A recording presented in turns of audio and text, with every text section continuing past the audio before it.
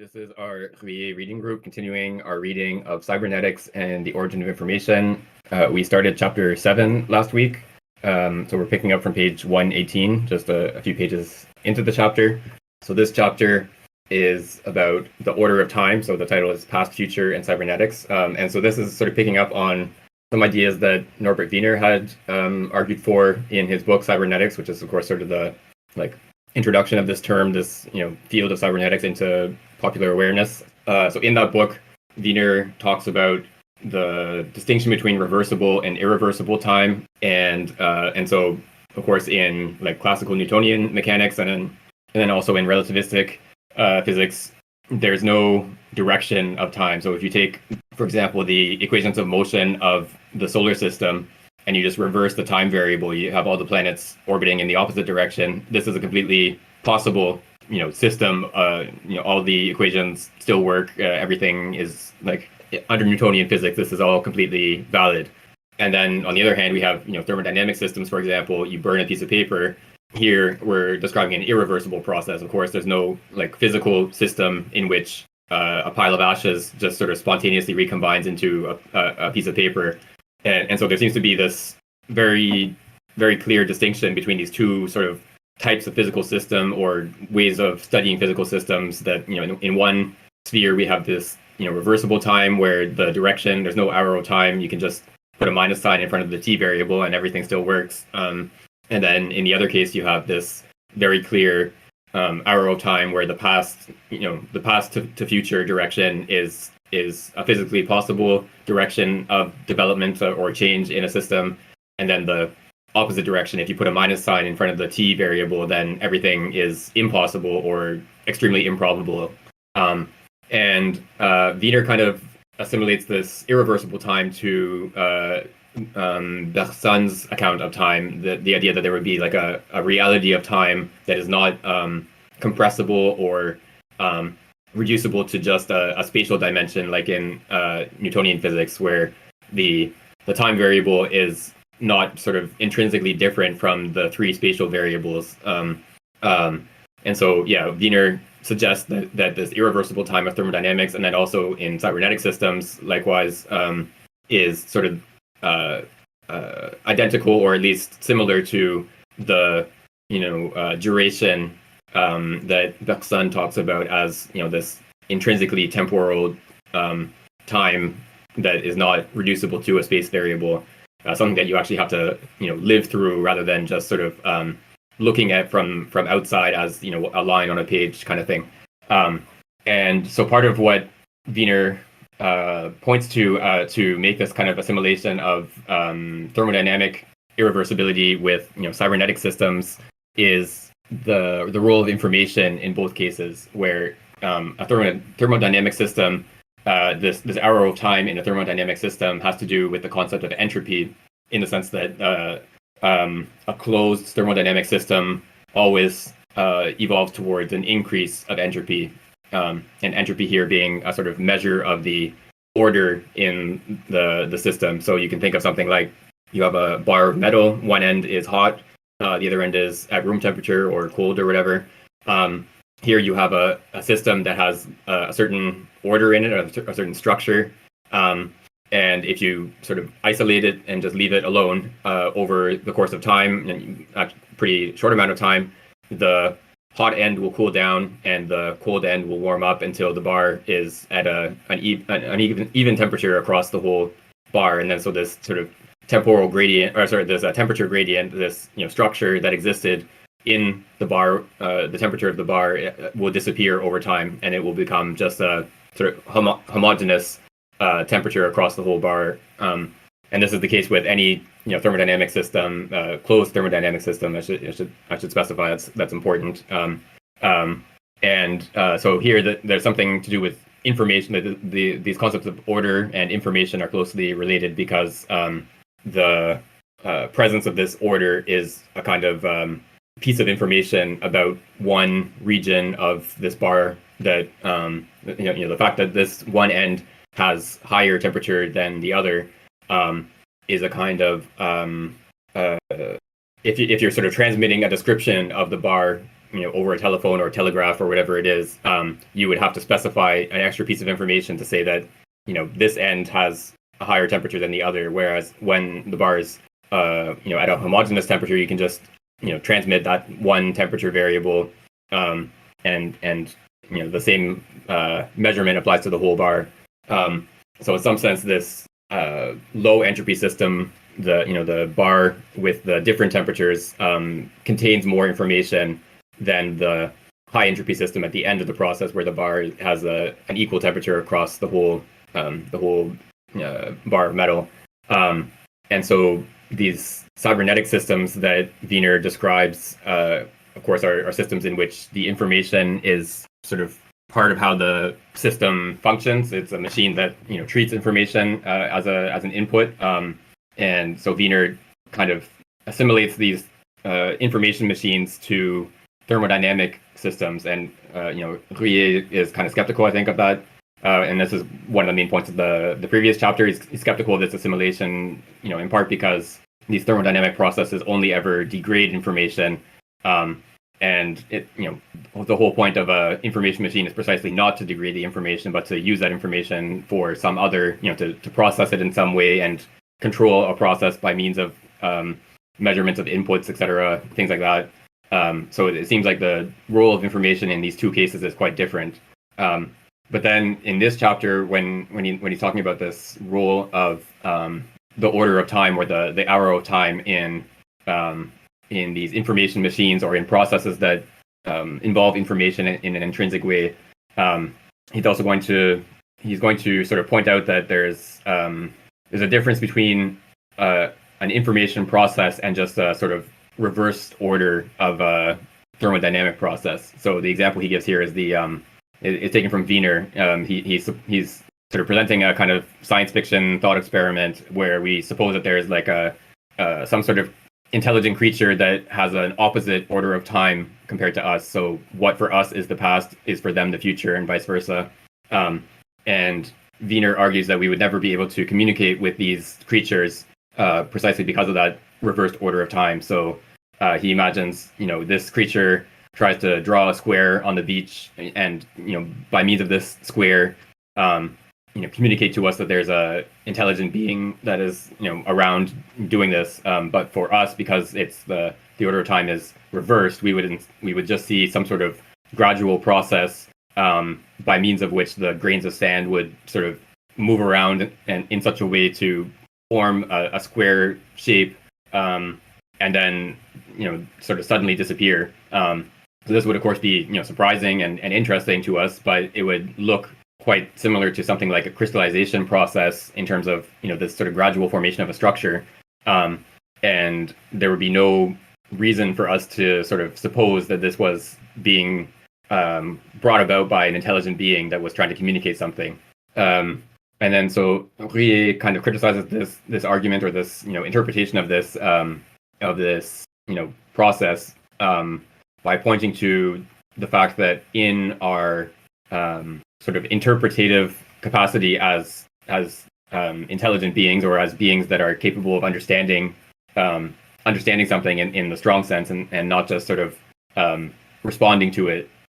So when we, for example, watch someone doing something, and we can sort of interpret what they're trying to do. You see someone reach towards a coffee cup, you can just sort of grasp that they are trying to pick up the coffee cup, and by doing so, we are in effect kind of performing that reversal of time in this ideal sense. Of course, we're not changing the physical arrow of time here, but we are sort of jumping to the goal, the end point of the process, and then sort of replaying in the sort of ideal world the sort of process that leads to that goal, and so this is quite different. This is quite different than the kind of reversed order communication attempt by these intelligent beings with the opposite arrow of time from us, who try to draw the square on the beach. Here there's no sort of quasi-natural process by means of which the goal of the person's action kind of spontaneously forms itself in our minds, or something like that. It's a quite it's a quite different kind of process by means of which we sort of grasp the end state of the person's action, the goal of the action, and then sort of understand previous portions of that action in light of that goal, as opposed to watching the grains of sand move around on the beach in such a way as to form a square.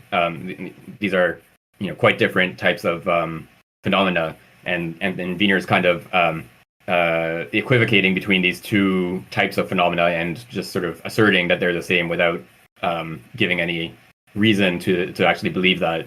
So that's sort of like the argument so far in this chapter. I think in general we're going to look at the way that a conscious being, or a being that has the capacity to understand something, this capacity for absolute overview is sort of his technical term for this. How we can, what relation to time does such a being have, and why we can't assimilate the relation to time of even information processing machines with this kind of absolute overview. That's sort of like the bigger picture of this chapter, I think.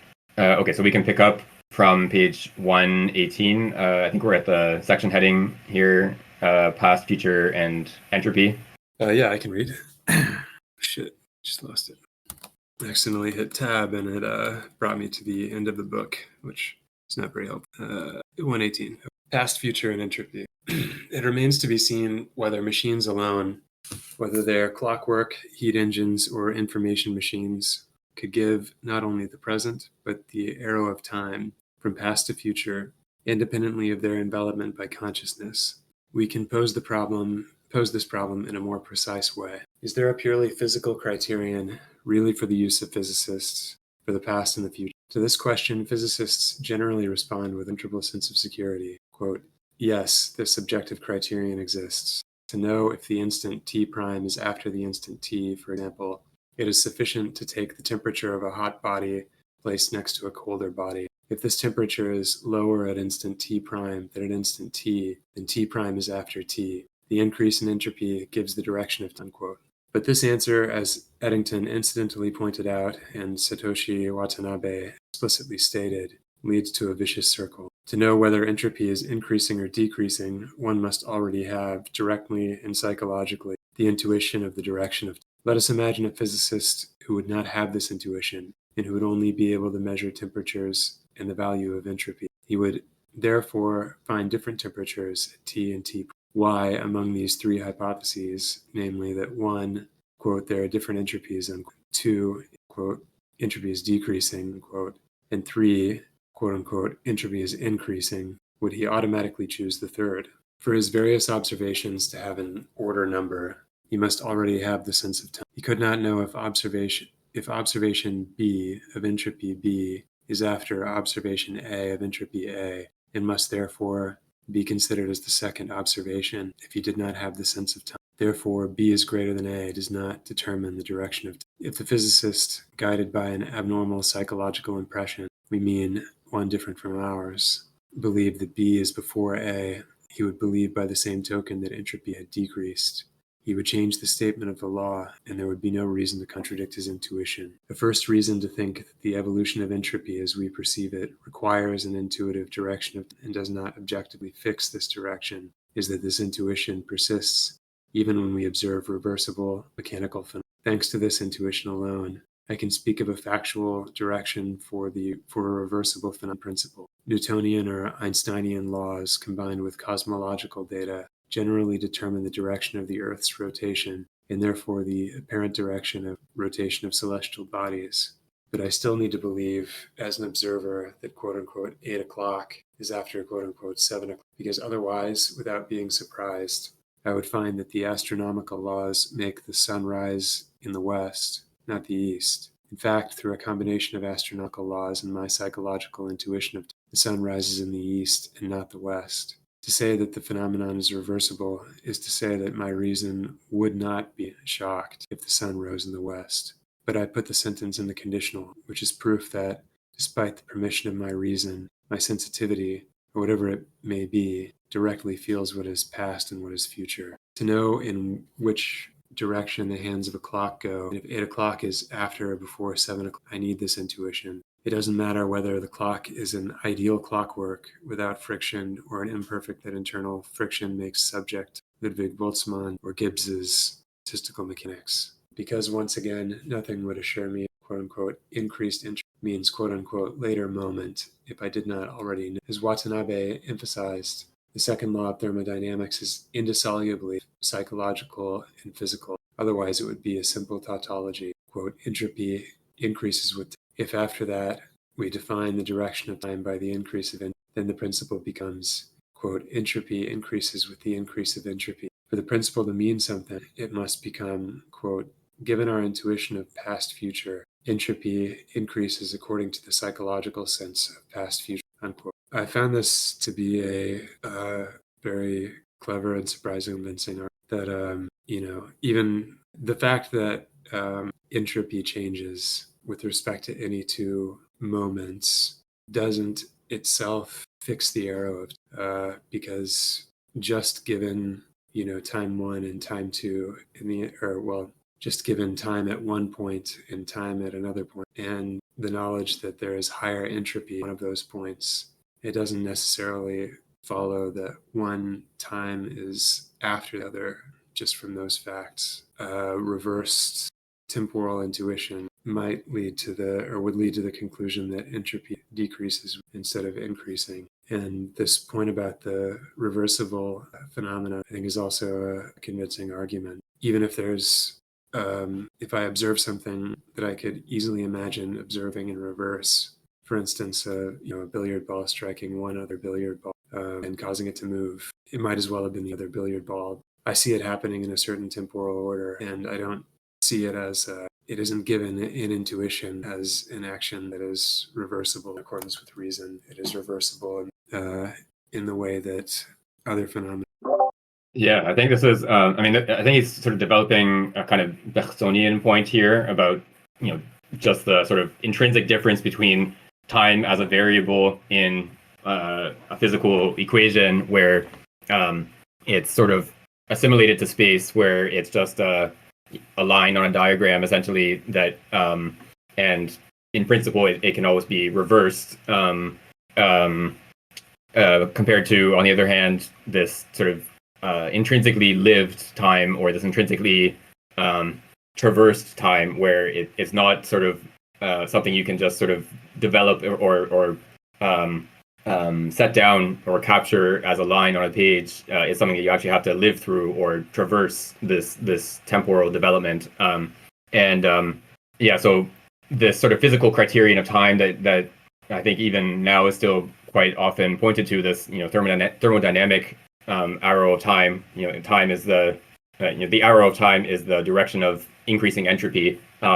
So there's sort of two alternative ways of interpreting that statement. So the one is that this is a fact. This is like, it's something we can observe. We can, measure the entropy of objects and conclude or find after, doing measurements that the entropy of these objects increases over time.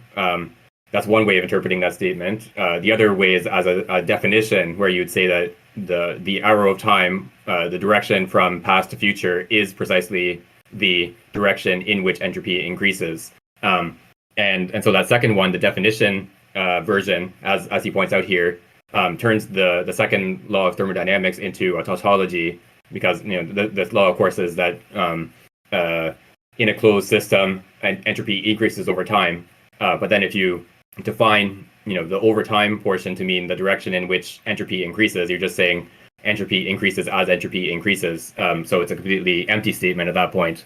So it seems that we need the first form. We're stating a fact about the world and not just a tautology. But then that means that we need to have some grasp of what it means to say that something is later or earlier or later than another event. We need to have a grasp of this direction of time before we sort of assign one direction of increase or decrease of entropy to that direction of time. So assuming that the second law of thermodynamics is not an empty tautology, if it's actually a fact about the world, then we need some kind of grasp of the direction of time that is not reducible to just the direction in which entropy increases. And it's clear that whatever our grasp of the direction of time is has to align with our experience of time, in the sense that whatever concept or explanation we want to give for what it means to understand or to grasp the direction of time, what we mean by direction of time is precisely the order in which phenomena look the right way, or something like that. That the sun is actually rising in the east, and if we were to sort of produce an artificial experience in which the sun rose in the west, it would be the wrong order. So somehow our grasp, our conceptual grasp or other grasp of that order of time has to at least align with that order that we experience. And he points out that this is this applies to these reversible systems of celestial mechanics and so on.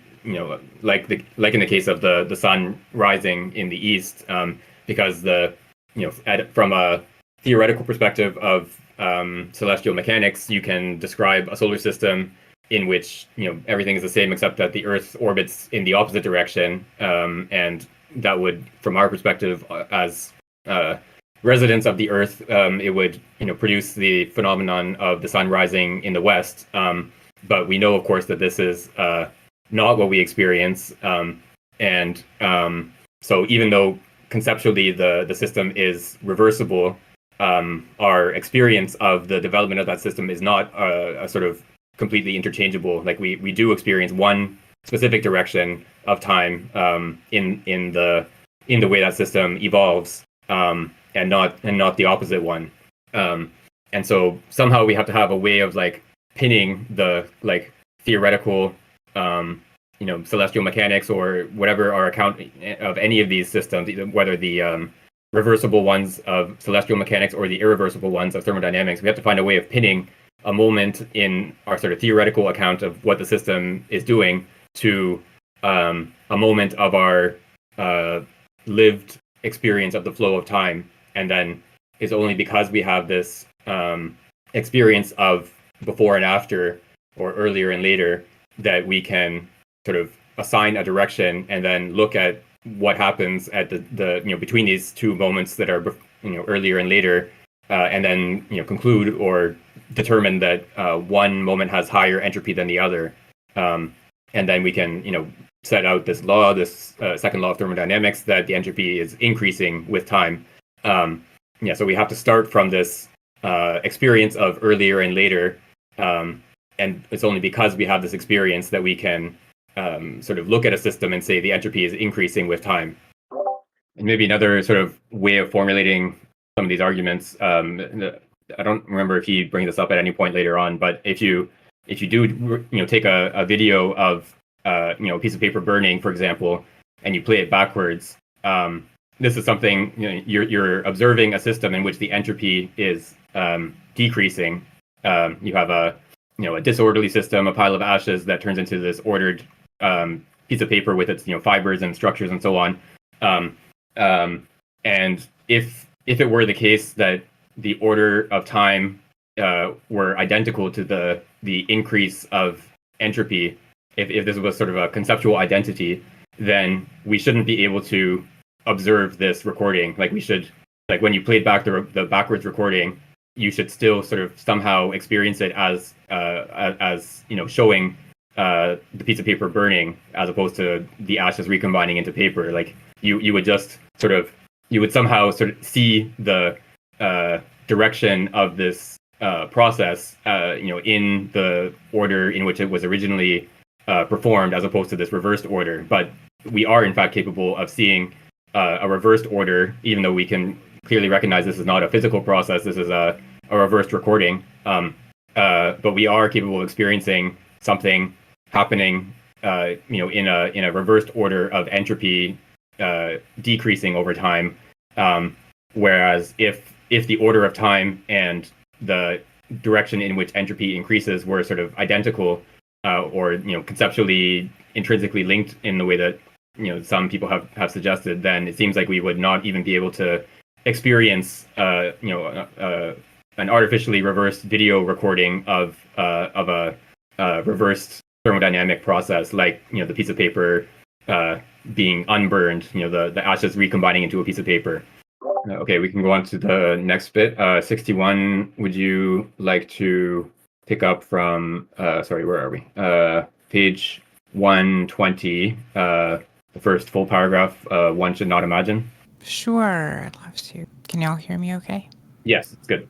One should not imagine that the hybrid, both psychological and physical character of the second principle of thermodynamics is a unique and exceptional case.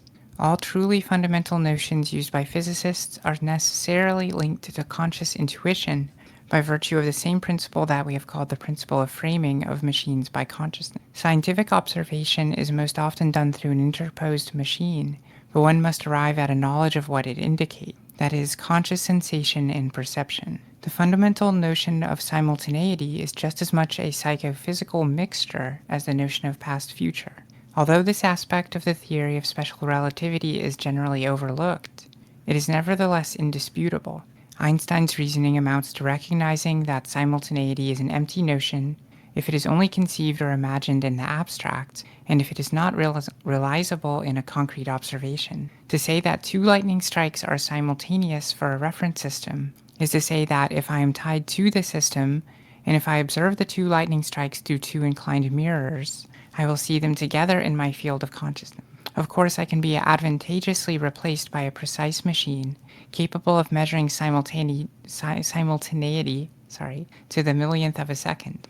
But I will always have to be read the result to give it meaning, and in any case, simultaneity will only be realized by the absolute survey of a field of consciousness, where multiple details are both distinct and yet present, without being really at a distance from each other in the way bodies are in space.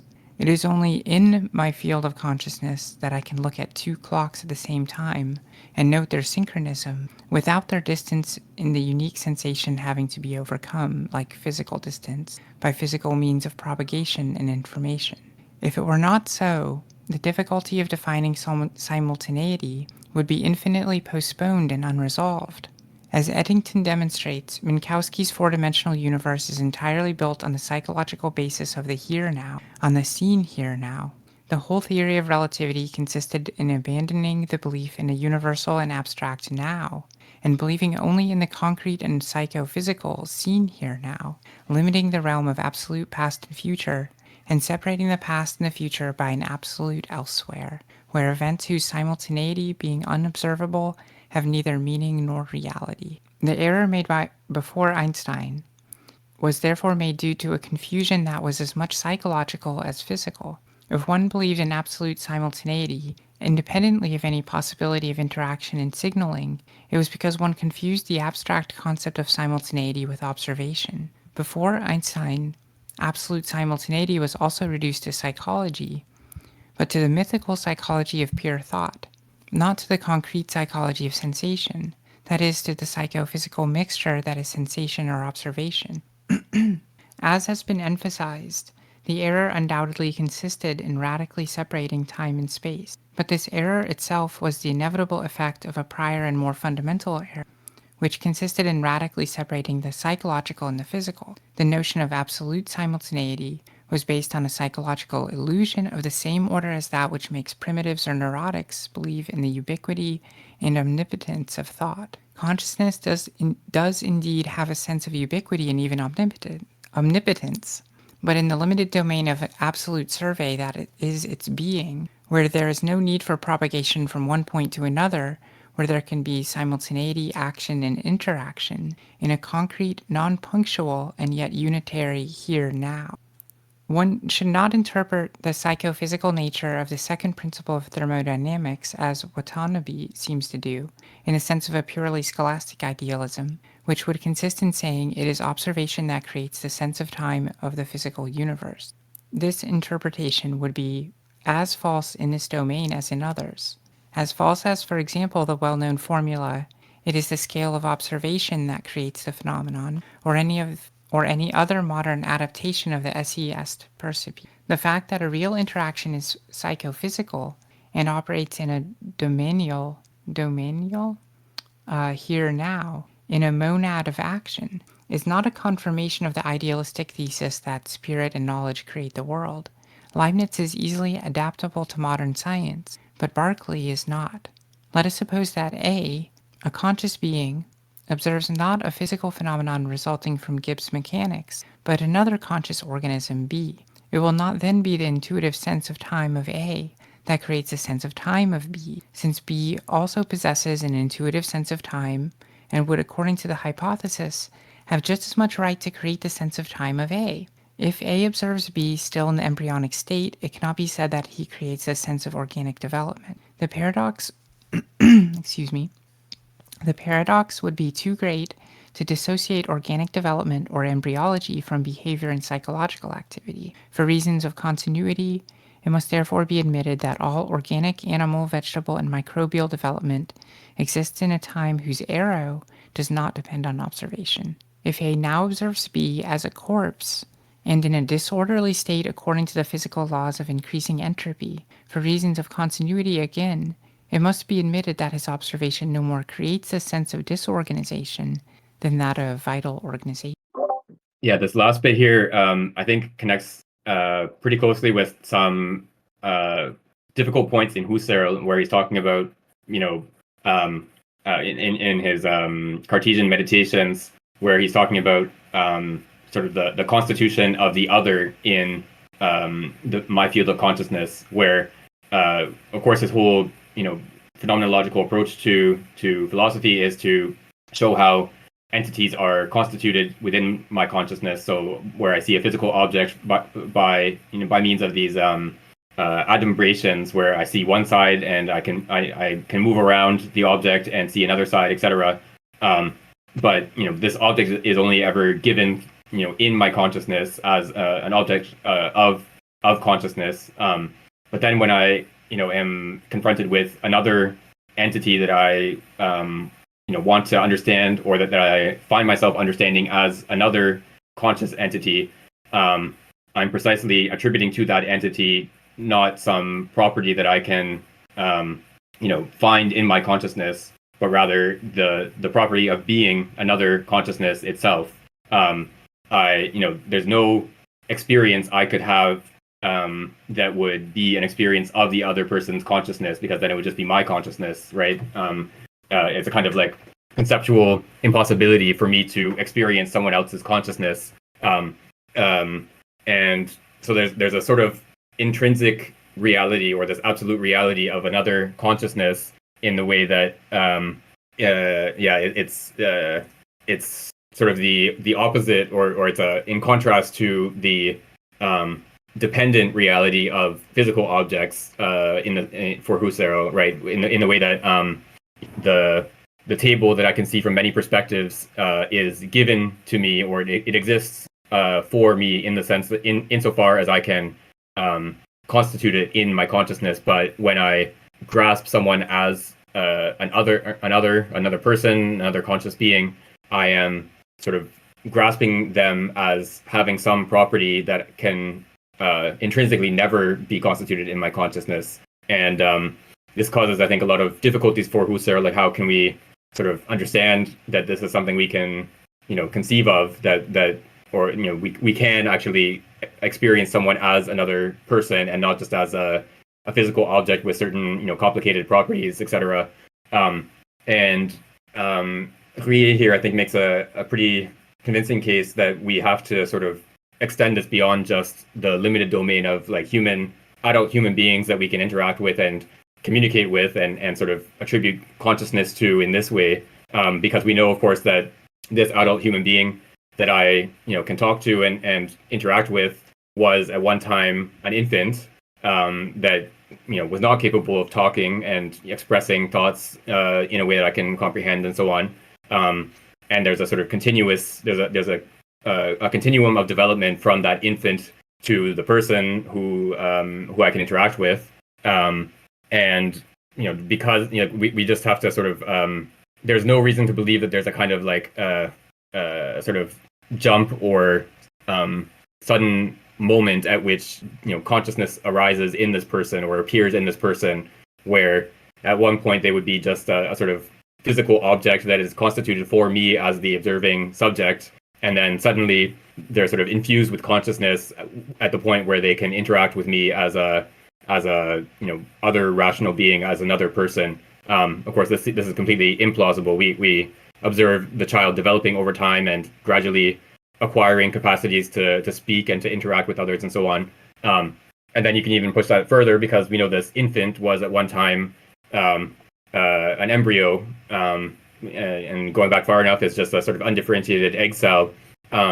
And there's no moment at which this embryo sort of suddenly becomes infused with consciousness any more than there is for the infant becoming an adult.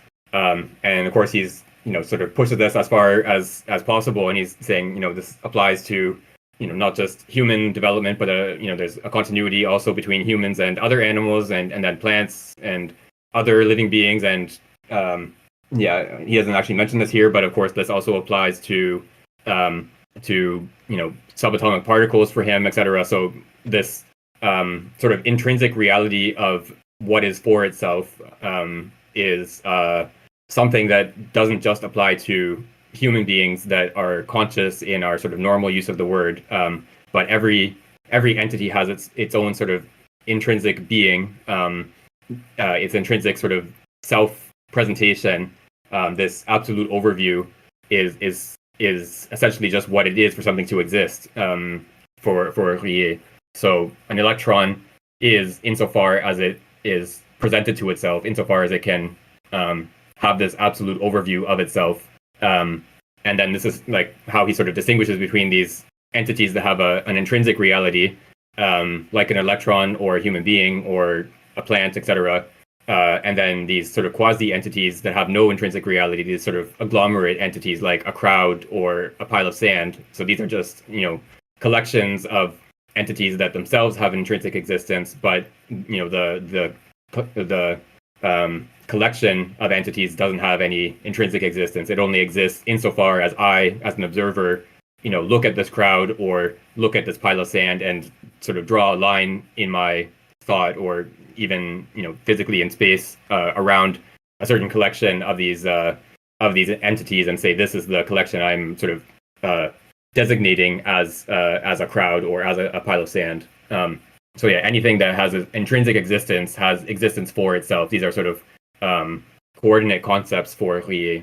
Yeah, the point about these space-time points in Minkowski space-time, both physical and psychical, is pretty cool. I had to go back to my notes on general and special relativity to understand the point about absolute elsewhere. But as I understand it, in this light cone structure, which characterizes Minkowski space-time, their events are grouped into different categories depending on whether they fall within the past light cone, future light cone, whether they're like on the line of the light cone, or whether they are outside of a given light cone. And if they're outside, then they are what's called space-like separated, but or also called absolute elsewhere. And there, as to any two space-like separated events, there isn't a fact of the matter as to their simultaneity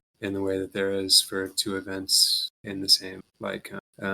And it seems like Ruyer is saying that there's this kind of this, and I'm not familiar at all with the argument from Eddington refers to, but yeah, there's this an implicitly psychological element to these space-time point events, so that simultaneity is kind of always simultaneity is always simultaneity for some form or form-taking activity.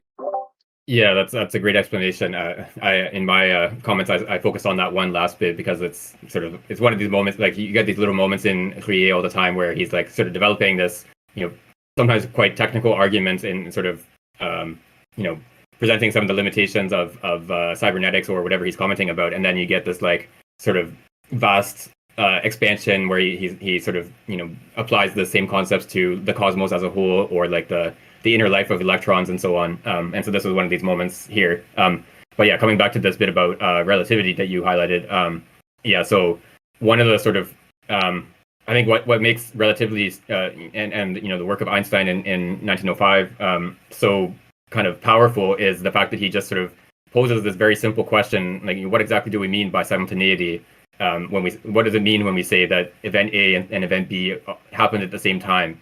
And this is something that had not really been asked before. No one had really sort of it's just sort of intuitively obvious, right? That I can look at my watch when I see something happening, and I can look at my watch when I see the other thing happening, and then decide, are these two watch observations equal or not?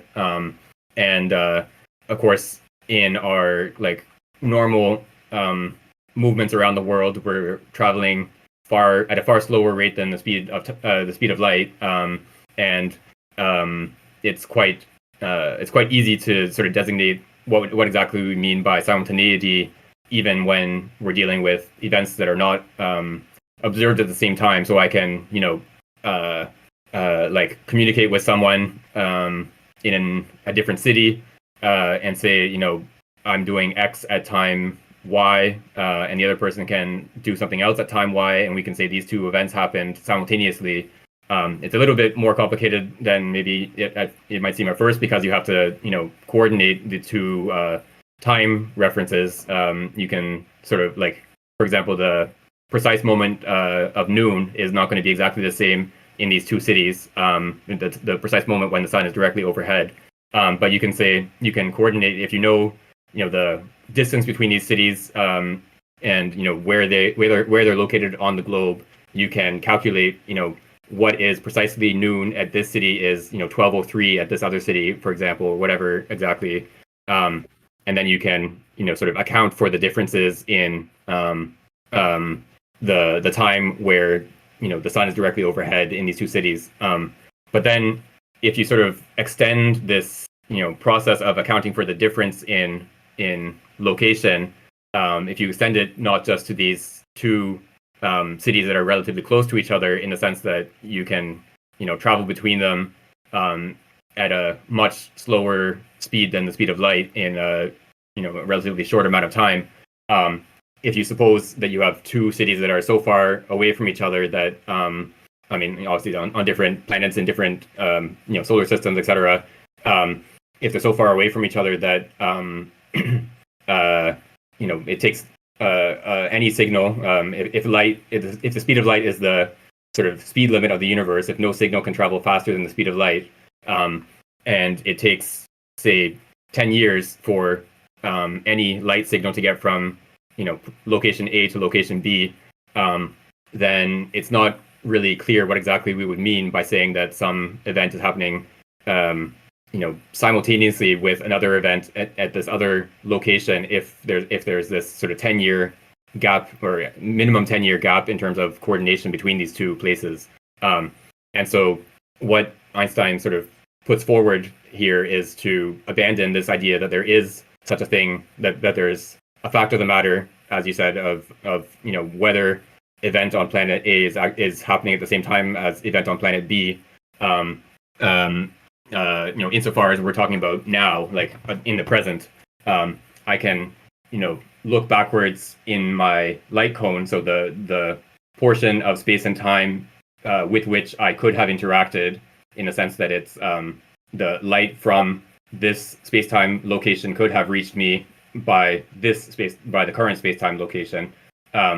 I can sort of look backwards and then attribute a temporal order to events happening within that light cone. But when I am sitting here and now in my at my desk, and I sort of try to imagine what might be happening on that other planet that's 10 light years away, there's no sort of fact of the matter about whether some event on that planet is actually happening simultaneously with what's going on here at my desk. And what this means, and we can go back to what I was pointing to earlier with thermodynamics, is kind of like pinning of this theoretical this moment, or this point of space-time has to be sort of pinned to a here now experience, a location of experience in my flow of consciousness, or whatever we want to call it. What the sort of like basic element that Einstein is starting from is that we can sort of have an experience of simultaneity. I can see a light flash and hear a tone at the same time. I can sort of grasp these things together as constituting one simultaneous experience. And this simultaneity of the here now, or this experience of simultaneity in the here now, is sort of the basis on which relativity is built. And then the sort of the concept of that is sort of presupposed in Newtonian mechanics, that there is such a thing as a elsewhere now, that I can sort of attribute simultaneity to something that I in principle could never experience as simultaneous. That he just sort of rejects that assumption and then tries to account for shifts of reference frame that don't presuppose that. Like, if we don't presuppose that, how do we make sense of the fact that I can receive a message from outside my here and now? And so you have to change the way that you transform equations of motion from one reference frame to another, compared to how you would do it in a Newtonian system. And obviously we don't need to get into the details of how that transformation is done, but the whole point is that the length of time, the duration of a time episode, and the lengths of a body, the dimensions of a body, are not invariant as you transform from one reference frame to another. And this is, of course, the time dilation and length contraction phenomena that we are familiar with in relativity. So because we only start from the concept of simultaneity here now and not simultaneity elsewhere, because we're starting from that concept, then we have to change the way that we transform our depiction of some phenomenon from in this reference frame to a depiction of that phenomenon in a different reference frame. And then that is what sort of leads to this time dilation and length contraction phenomenon. Okay, we can go on to the next bit, and I can read this one. Past, future, and activity. The truth is that A's sense of time is the very sense of his informing activity in creative work. It is the psycho-organic work that gives sense to time, or at least that constitutes the raw material of the past and the future. If there were no living beings, no organisms in the broad sense, in the universe, there would be no sense of time. This does not at all mean that it is the observation of phenomena by a living and conscious being that fixes the sense of time. It is the very fact of informative work and action that produces, or contributes to producing, the past and the future. And since it is impossible, according to modern physics and biology, to make an absolute break between the most basic organic individualities and molecules, one can say that all true individuals in the universe, those that still traditionally pass for physical beings, as well as those that are considered organic, are activities, and therefore contribute directly to the production of the past and the future. The paradox is that when one arrives at these atoms of activity that are quantum actions and interactions, the past-future distinction probably no longer makes sense. That is why it is futile to pretend to follow in our thought, endowed with memory and psychological past-future, a supposedly progressive course of an electron on what is metaphorically called its trajectory, or to pretend to follow its very rotation. This operation is as futile as thinking of absolute simultaneity in the absence of interaction. The electron does not travel its trajectory in a, quote, step-by-step, unquote, spatiality, and quote, instant-by-instant, unquote, or, quote, past-future, unquote, temporality, modeled on the past-future of our actions on a larger scale.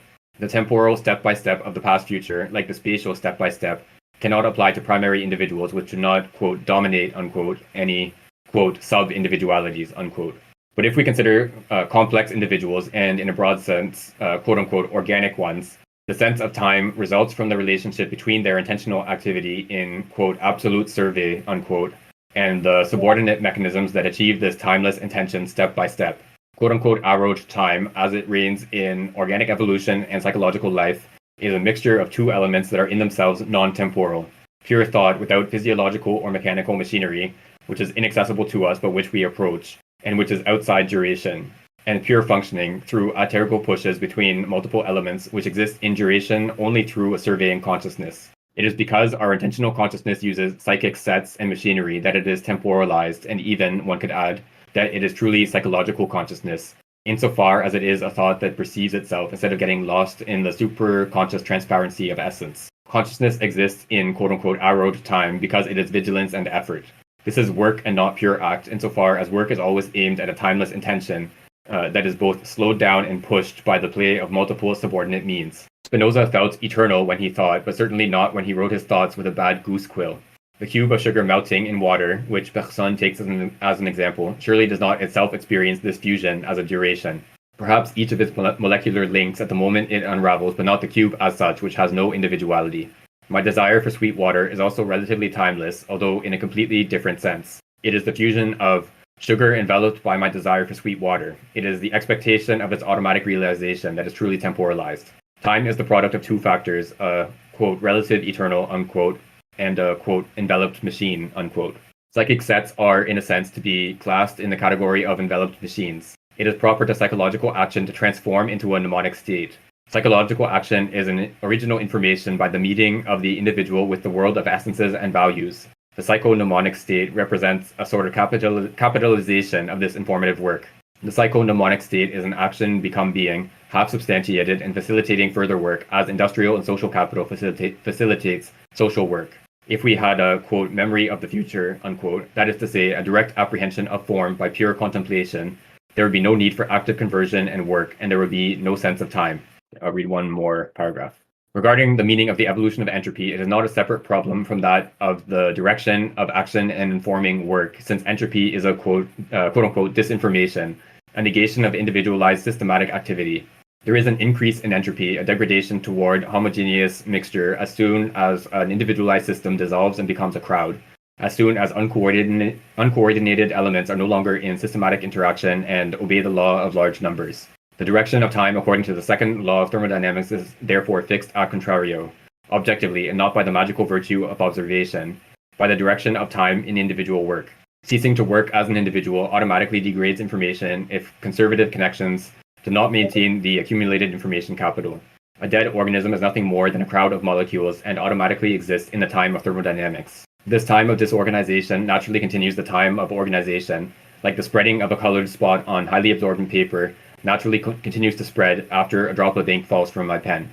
The time of thermodynamics, whose course is observable by the increase of entropy, is therefore not a time separate from the time of psychobiological action, in the sense that these two times would have a separate origin, and such that we would have to look for how they can be connected, despite this difference in origin. The dissipation of forms as soon as informative action ceases is correlative to active information itself. It is because I'm able to see color appear that I can observe its disappearance, and it would be absurd to interpret the phenomenon by saying that decolorization requires a different time from that of coloring. It is because I am an active constituent of forms that I get the quote-unquote meaning of information, and therefore also the meaning of quote-unquote disinformation. Yeah, there's a lot going on in this bit. So he's talking about, the question that he's brought up earlier in this chapter is, what exactly do we mean by direction of time, given that it's not just, this thermodynamic arrow of time, and it's not just an information machine either. And of course, he's pointed to the role of consciousness and of the experience of duration and of this, living through time. And this is, sort of a classic Bergson point, the sort of this, image of stirring the sugar into the water, and that you have to just sort of live through the experience of waiting for it to dissolve. Even, at a sort of theoretical level, you can, depict the process by means of which the sugar dissolves into the water. You can put it onto the page as a sort of diagram or equation or whatever.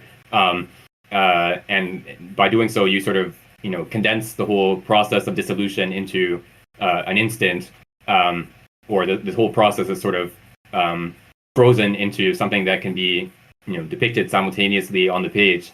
But that doesn't sort of negate the fact that you, as the person, stirring the sugar into the water, have to actually, live through the time in which it dissolves. So he's starting from sort of this point, but then he wants to get an understanding of what it is exactly to say that we are experiencing this sort of flow of time. And he's pointing here to the fact that this flow of time only exists when there's a kind of confrontation or interaction of this atemporal essence or meaning or value. He uses these different terms for different sort of versions of this same phenomenon, but we have something like a desire to have sugar water to drink, for example. But this desire can only actually be sort of manifested or put into action by means of machines of various kinds. So there's all these biological machines in my body, neurons in my brain, muscles, hormonal secretions, etc. All these things have to interact in various ways to bring about the movements that constitute picking up the sugar cube, putting it in the water, stirring, etc. So it's only so if you have something like just this sort of like pure desire to drink sugar water, it in itself has no duration, has no relationship to time. It's only when it is sort of imposed on the set of machines that make up a human body that there's something like a duration of that process by means of which the person stirs the sugar water to live through that experience and ultimately get the sugar water to drink.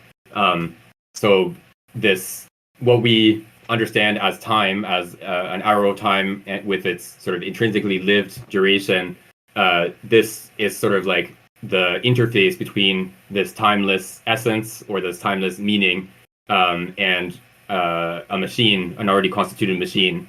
And of course, these machines can also be these sort of psychological machines, as he describes a set. So you can sort of acquire a habit, for example, of tying your shoes, typing on a keyboard, etc. These are all just sort of routines that you can execute because you've acquired a habit. You've sort of turned your psychological constitution into a sort of, or at least you've acquired a sort of machinic character insofar as you've learned the habit of tying your shoes. It's not something you have to sort of invent every time you are confronted with this pair of laces and you have to figure out what to do with them. So it's only because we are sort of composed of these machines that we have something like an experience of time. And then he does his sort of standard move here of saying, we have this sort of interface between like psychological machines, our habits and so on, and this sort of atemporal essence. On the other hand, this is our sort of experience of time in the case of a living being. But then, of course, if I observe a corpse that is, decomposing, this is there's still a sort of machine, a set of machines that are, operating here. It's just that they are not the machines that make up what that organism was when it was alive. It's other organisms that are sort of appropriating the materials that make up that being. And so so it's important, I think, to understand that he's not sort of suggesting that it's not an idealism in the sense that he's not saying that time is produced by observation, that there's a kind of like non-material mind or soul or whatever it is that is sort of outside the world that sort of imposes a temporal order on the world. What he's suggesting here is that what we actually sort of experience as this flow of time, as this intrinsically lived through time, is precisely the interaction between machines that already exist, in many cases biological or psychological machines, and this sort of eternal or non-temporal sort of realm of essences or meanings. And there's a continuity between the way this interface can emerge or arise in the case of a living person that is pursuing a goal like stirring the sugar water, and the way that that person's body will decompose after that person dies. These are the same type of phenomenon. It's not that there's a sort of outside observer that is there when the person is alive and then just sort of disappears or goes elsewhere when that person dies. It's just that there are sort of different machines are operating and interact or sort of interfacing with different essences or meanings in these two cases. In one case, you have a living organism that is sort of realized as the interface between certain kinds of machines and certain kinds of essences, and then when that living organism dies, there are other machines that sort of take over and interface with other essences, but it's all just sort of a restructuring of the same kinds of the same material or the same subordinate entities, ultimately going down to like electrons and so on. I think we can read maybe one more section. Angus, if you want to go ahead. I was just going to say quickly the point about the capitalization into the word he uses, like psychomotor or psychophysiological sets, is also very Bergsonian. Bergson's distinction between true memory and sensory motor habit. I think Ruyer is very close to Bergson. That's a good point. Yeah, maybe we can just talk about that quickly before we go on to the next bit. Yeah, so it's this idea that you can sort of like store up like a sort of he uses this term work, which we can also think of in connection with this like intrinsically lived time. You have to sort of work through time, but that of course doesn't mean that like every moment of your existence or every action that you perform is the same kind of work in this sense. And so in the same way that capital in the economic realm is sort of stored up labor that you can produce a machine and then use that machine later for production. Likewise, you can sort of do work to build yourself as a kind of machine, a kind of psychological machine. You can train yourself to play piano, for example, and then afterwards you can sort of use that pre-trained piano playing capacity and just sort of execute it, put it to work without having to sort of. So there's a difference here between like sort of working on yourself to sort of prepare this machine, this psychological machine of playing the piano, and then when you have that already prepared machine within yourself, you're a competent piano player. You can pick up a piece of sheet music and then put that machine to work and play whatever that piece is. Assuming it's not too difficult for your capacities or whatever exactly that means. But yeah, so it's a kind of like storing up of that work into a kind of pre-built machine within your psychological makeup or whatever exactly you want to call it. Go ahead and finish up this section. Are we at only psychobiological? Yes. Yeah. Okay. Only psychobiological activity, which immediately senses its own meaning, can have the intuition of the direction, Richtung, of both of the information it creates and of disinformation. Only activity can experience both its successes and failures. Cybernetics is deluding itself by believing that its automata exist in Bergsonian time, just as it deludes itself by believing that because it encodes the information on a printed page, it thereby enters the coding of that page into the domain of positive science. We perceive disorganization only because we are organizing activities. Consciousness is always an organizing activity, a work of organization and information in anti-chance. Some psychological phenomena resemble increases in entropy, for example, ordinary forgetting, as opposed to Freudian forgetting by positive acts of inhibition and repression, although the very existence of ordinary forgetting is contested. But these phenomena are precisely not acts of consciousness. The proper act of consciousness is always the creation or recreation of information. Therefore, the act of consciousness gives us, by definition, a past future. All conscious work is quote-unquote arrowed, and this arrow gives, by contrast, the arrow of disorganization in the absence of work. Films shown backward give a spectacle contrary to reason, understood both as a principle of mathematical calculation and as a habit and impression of rationality. They are contrary to mathematical reason because they present phenomena that do not conform to the law of large numbers. They are immediately contrary to the impression of rationality because they present gratuitous results obtained without activity, or conversely, because they present activities that lead to disinformation. In a backward film, the pieces of a broken bowl reform into a whole without effort or work, whereas we know from direct experience that repairing dishes is difficult. The painter in a backward appears to be erasing colors from his canvas. and he ends up looking confused like an amnesiac, as if he had worked to be passive and vague, whereas we know from experience that work clarifies.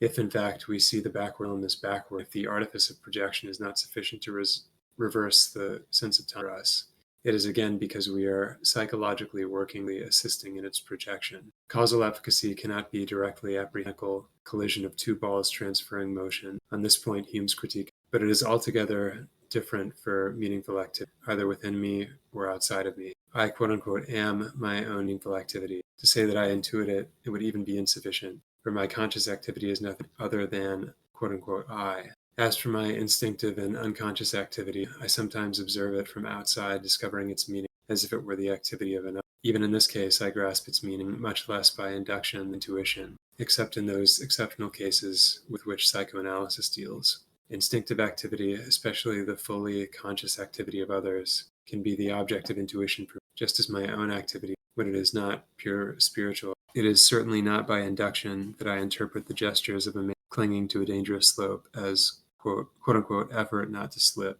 or else one would have to admit that it is also by induction that I understand my own semi-instinctive gestures not to as having the sense of quote unquote trying not fall. The inevitable awkwardness of the sentence shows the awkwardness of the interpretation. The past future in my own work activity, as well as in the work activity observed in others, is thus a primary intuition. Hume's critique is valid, but it has an extremely limited scope. It applies only to theoretical cases where, precisely as we have seen, the reversal of time, realized by a film projected backward, is equivalent to a simple change of spatial reference points, and where reason is no more shocked to see ball A motionless, then set in motion by ball B, than to see ball B motionless, then set in motion by ball A. As soon as there is organizing action or disorganization, it no longer applies.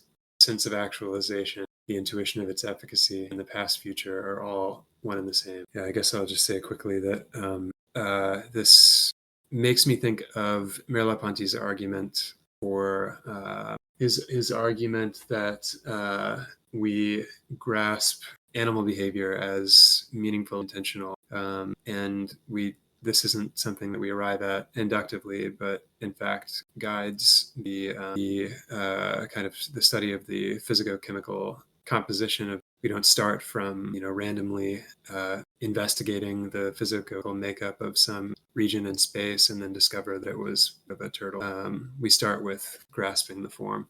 Yeah, this is sort of more generally. This is one of the major problems that a sort of inductivist or a sort of approach to knowledge that takes induction to be kind of the most basic form of knowledge or the starting point of knowledge. It's kind of a general problem. Is that, of course, to be able to perform an induction where you say all or most or many of the objects of category A have property B, you have to first be able to identify what the objects of category A are.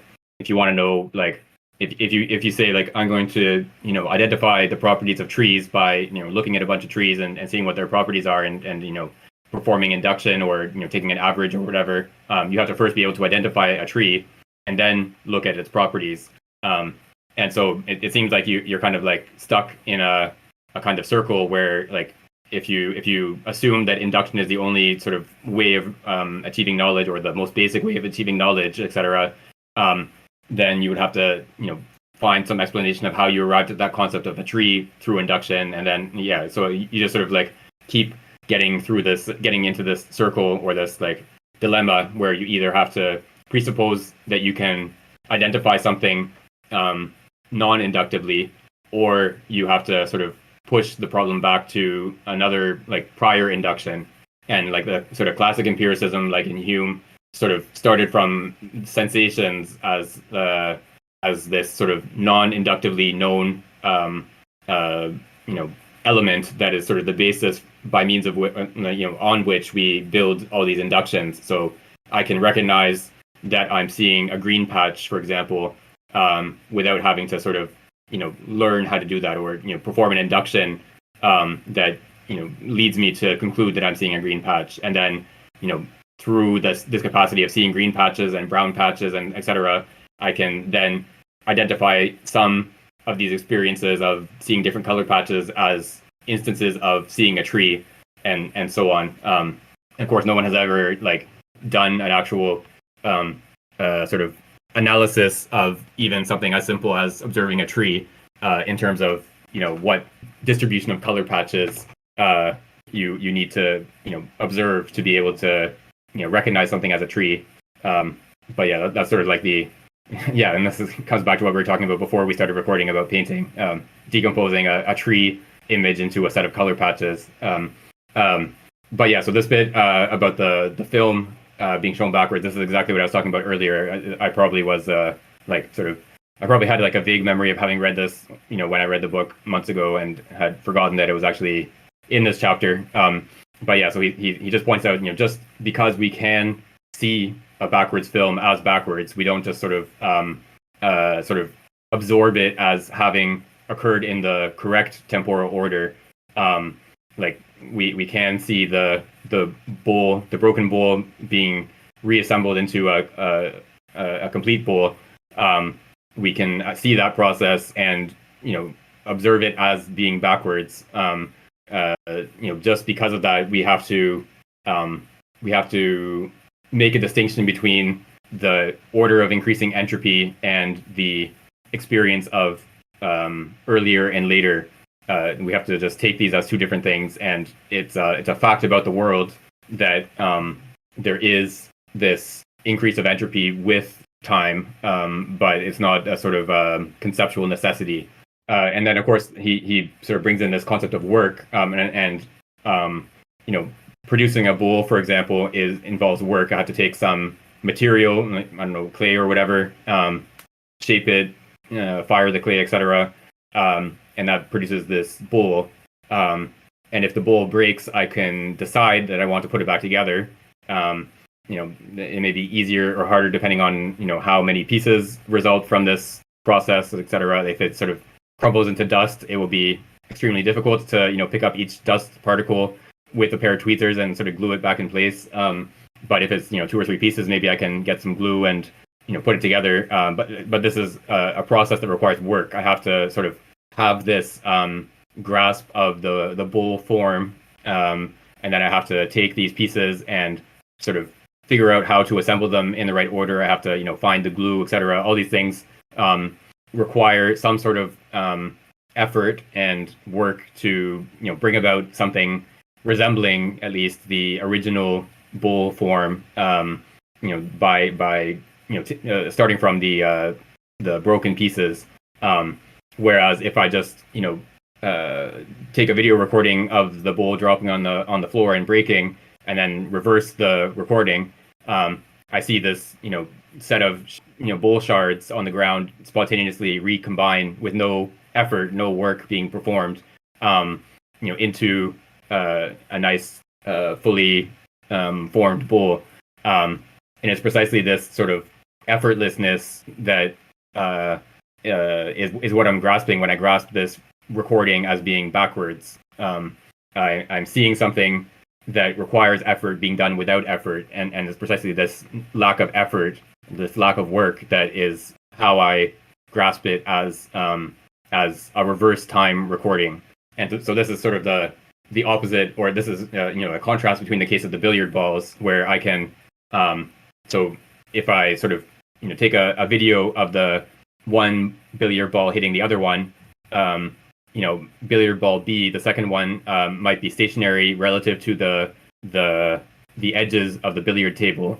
And then if that's the case, if my camera is centered on billiard ball B, and therefore the frame is stationary relative to that billiard ball and to the edges of the billiard ball table of the billiard table, then I would see billiard ball A moving and striking billiard ball B. But I can also center my camera on billiard ball A as it moves relative to the edges of the table, and if that's the case, I would see billiard ball B hitting billiard ball A, and either one is like just as valid as a sort of observable phenomenon. Either video would look just as normal and as real, because in these two cases there's no real effort involved in the sense of bringing about an ordering or a form taking operation. So here this recording is reversible. I can either either direction is just as valid a direction as the other, whereas something like, burning the paper, breaking the bowl, etc., these are all irreversible experiences precisely because there's a sort of work involved that is missing when I reverse the order. Okay, so we can stop here. We're a little bit over time. This I think, was a pretty important section of the book. These last few pages had like a lot of the kind of key concepts, which you maybe would not expect to find in a book about cybernetics, talking about, the order of time and so on in this way. But I think they're a very important part of his argument in this book as a whole. So I mentioned before we started recording that I won't be available next week, so we'll take a break and then come back. Let me just check. The week after it should be good. So we'll be back in 2 weeks. All right. So thanks everyone. Thanks for your contributions on this important section, and see you in 2 weeks. Sounds good. Thanks, Nan. Thanks, 61.